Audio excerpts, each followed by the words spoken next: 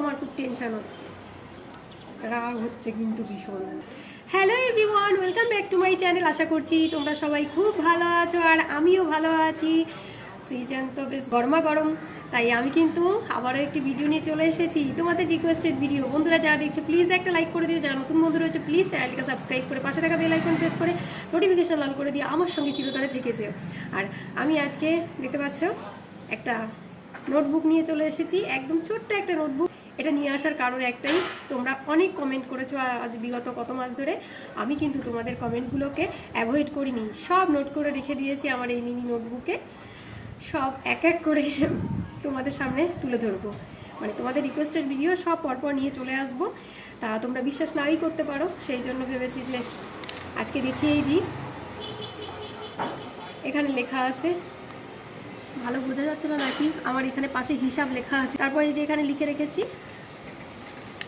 এই যে দেখো এখানে এন্ড হয়েছে, 12টা রিকোয়েস্ট এসেছে। আমি সব এক এক করে করে নেব। আজকে ফার্স্ট যে রিকোয়েস্টটা করতে এসে গেছি সেটা কি বলে তো, বলবো বলবো বলবো বলবো কোনটা করবো বুঝতে পারছি না। আজকে করব heavy hair oiling with little comb with combing, এটাই করতে চলে এসেছি। তা বন্ধুরা, হেয়ার অয়েলিং করতে গেলে তো অয়েলটা লাগবে। আমি নিয়ে নিয়েছি শেষা ব্র্যান্ডের হেয়ার অয়েল। তোমরা অনেকে আমাকে শেষা ব্র্যান্ডের রিভিউ দিতে বলেছো, আমি রিভিউ ভিডিও করি না, সেই জন্যই করছি না। যারা বলেছে তারা দেখে নাও। এই যে শেষা ব্র্যান্ডের হেয়ার অয়েলটা এই রয়েছে, আমি এটাকেই এখন অ্যাপ্লাই করব আমার হেয়ারে। তা হেভি করতে পারবো কিনা জানি না, যতটা পারবো ততটা চেষ্টা করব। আর লিটিল কম তো অবশ্যই আছে, দেখাচ্ছি দাঁড়াও। তোমরা অনেকে ভাবতে পারো যে লিটিল কম কিনে রেখেছি। হ্যাঁ, এর আগে আমি একটা ভিডিও করেছিলাম, তোমাদেরই রিকোয়েস্টেড ভিডিও, তখন লিটিল কম কিনে রেখেছিলাম, তাই আজকে আমার সেই কমটা কাজে লেগে যাবে। দাঁড়াও, আমি আগে কমটা নিয়ে আসি, তারপর স্টার্ট করছি।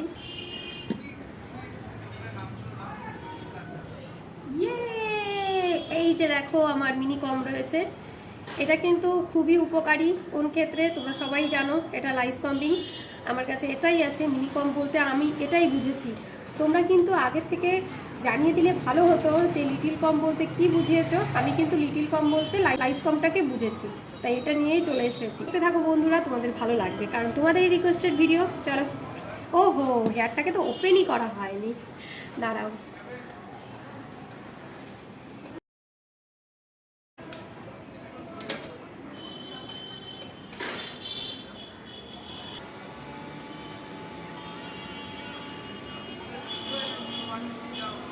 হেয়ারের অবস্থা কিন্তু খুব একটা ভালো নেই, কারণ ঠান্ডার জন্য আমি ততটা হেয়ার কেয়ার করতে পারিনি। ঠান্ডাটা ঠিক হয়েছে, ওয়েদার চেঞ্জের জন্য আমার অবস্থা খুব একটা ভালো নয়। আর আমি একটা স্পেশাল টিপস তোমাদের দিতে চেয়েছিলাম, সেটা এখনও অ্যাপ্লাই করিনি।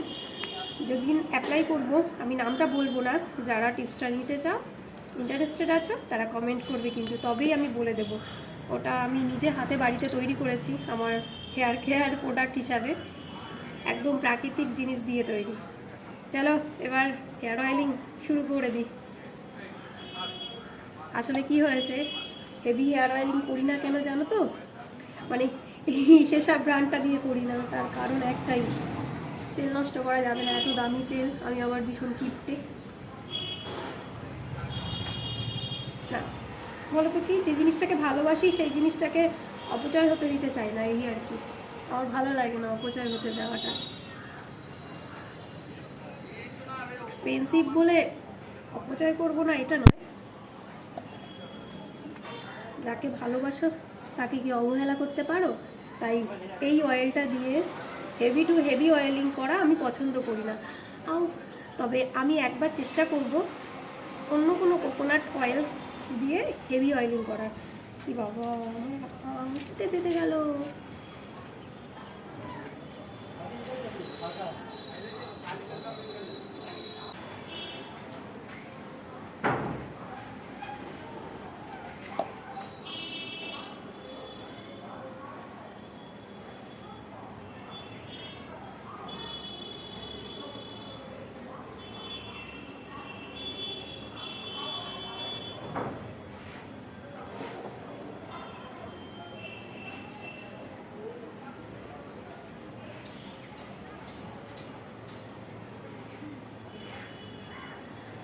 আমি কিন্তু অ্যাট ফার্স্ট এইভাবে স্ক্যাল্পে লাগিয়ে নিই।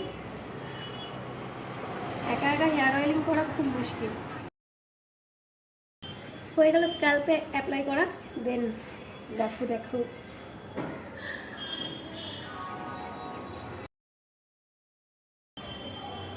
যারা আমার আগের হেয়ার অয়েলিং ভিডিও দেখেছো তারা তো জানো, সবারই যার যার নিজস্ব হয়ে থাকে হেয়ার অয়েলিং, হেয়ার কম্বিংয়ের। আমি কিন্তু আমার ওয়েতেই করি, কাউকে কপি পেস্ট করার দরকার নেই। তোমরাও নিজের মতো করে নেবে। তোমাদের হেয়ারে যতটা অয়েল দরকার, কত কত রিকোয়েস্ট পেন্ডিং রয়েছে, আমি শুধু ভাবছি কবে করবো কবে করবো।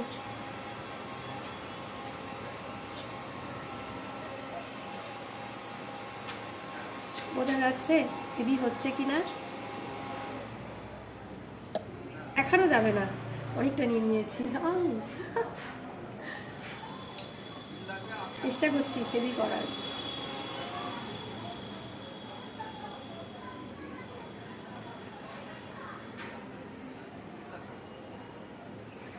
এবার সত্যি বোঝা যাচ্ছে হেভি হয়েছে, কিন্তু দেখো তোমরা, দেখো চিপচিপ চিপচিপ করছে সব। হয়েছে, এক সাইড তো হয়ে গেল, আর এক সাইড বাকি আছে। ইয়ে, এই সাইডটা করলে আমার হেভি অয়েলিং কমপ্লিট।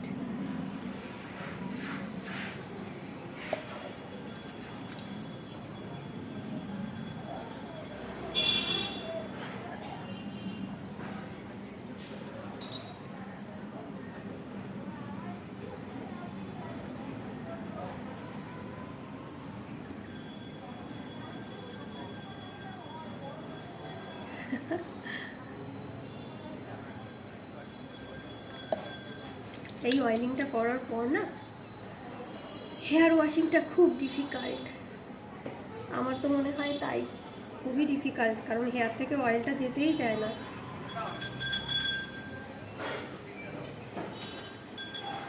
আর এই লিটিল কম্বিং চ্যালেঞ্জটা কিন্তু খুব ডিফিকাল্ট।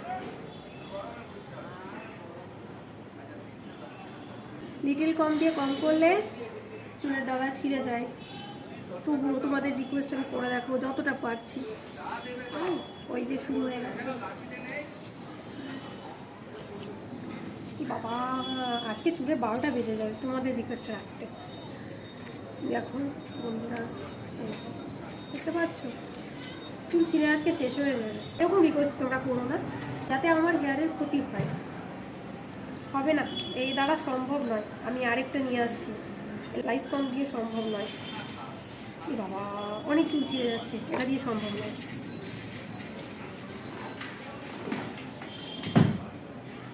এটা নিয়ে চলে এসেছি, দেখো এটা, এটা দিয়ে করবো। এইটা দিয়েই হেয়ার ছিঁড়ে যায়, যার জন্য আমি ওই রকম বড়ো কাঁটাওয়ালা দাঁতের চিরুনি ইউজ করি। আর তোমরা আমাকে একদম ছোট্ট দাঁতের চিরুনি ইউজ করতে বলেছো। আমি এইটাই অ্যাপ্লাই করতে চাই না আমার হেয়ারে।